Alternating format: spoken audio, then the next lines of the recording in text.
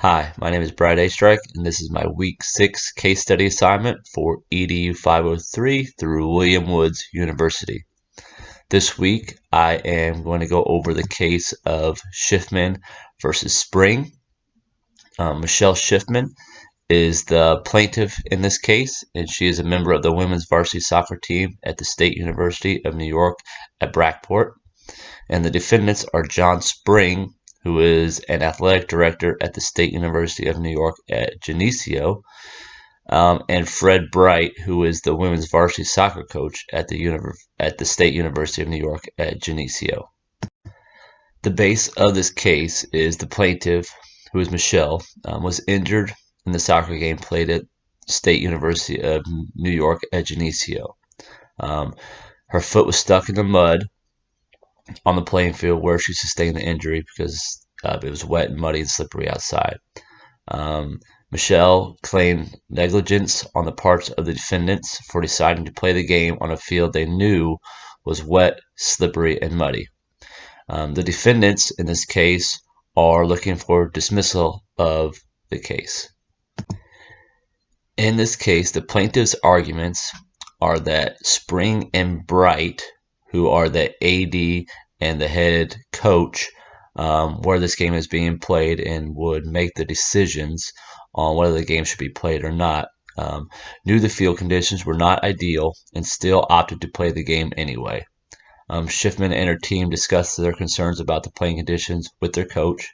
So before the game started, her and her teammates were concerned about the playing conditions and discussed them as a team, and just side conversations. They even said they brought it to the coach and voiced their concerns.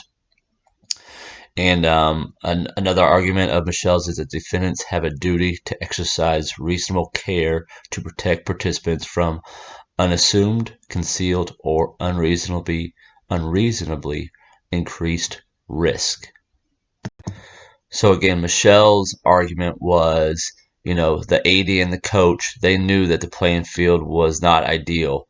And her argument is that they should have not allowed them to play because of these field conditions and the increased risk of injury. And because she did get injured, that is why she's taken to court to help pay for those injuries that she sustained. The defendant's arguments are that the plaintiff was aware of the playing conditions ahead of time and still chose to participate. Obviously, this is true because she admitted to talking to her teammates about it and even talking to her coach about it. So she knew the field conditions were not ideal, but she voluntarily chose to participate as well. Another argument they had was that Michelle played the first half and voluntarily returned to play the second half. So she obviously played through the first half, no injuries, nothing went wrong. She saw the condition of the field, played on it, and then chose voluntarily to come back and participate in the second half after already playing one half on those field conditions. Lastly, their argument was that the participants assume risk of accidents happening when participating in competitive interscholastic activities. So their argument on this was that, Michelle had been playing interscholastic competitive athletics for a while now. She's a collegiate athlete.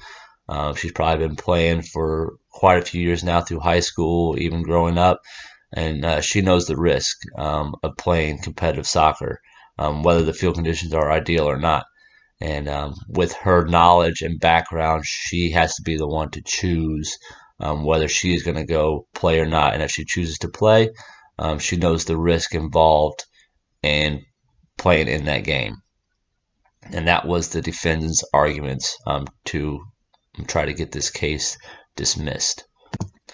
So after all the evidence and testimonies were given, the court found that the defendants proved the plaintiff was aware of the field playing conditions before the game, and she chose to voluntarily participate anyway. They also found that the plaintiff failed to provide evidence the defendants breached their duty to exercise reasonable care to protect plaintiff from unassumed, concealed, or unreasonably increased risk.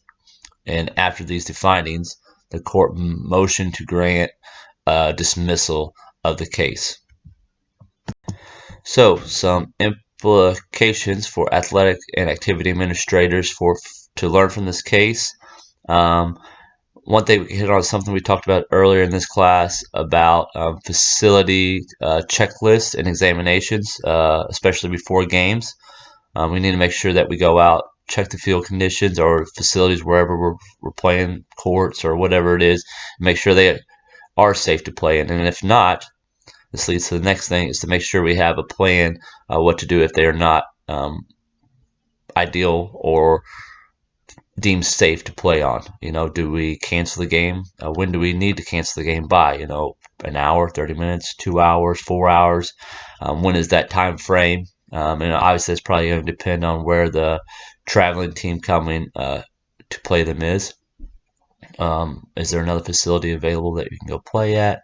Or, whatever the plan might be, one needs to be in place.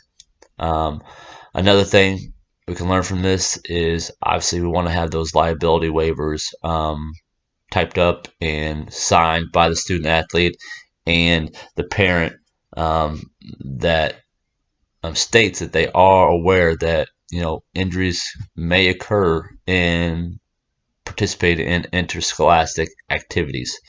So they need that liability waiver formed, and it's up to the coaches, the AD, an athletic trainer, someone, to inform the parents of the risk, so they are educated and know what they are, what the liability waiver is really covering. This can be covered in the parent meeting at the beginning of the year. The coach might go over some of the risks that could possibly be involved in that said sport, and then that risk could happen, and while we don't want it to, there is that probability that it could, and make sure that they know before they sign the liability waiver form what those risks are, but make sure that the liability waiver form is signed to kind of help cover instances like this that might happen. Yeah, so that is the case. Thanks.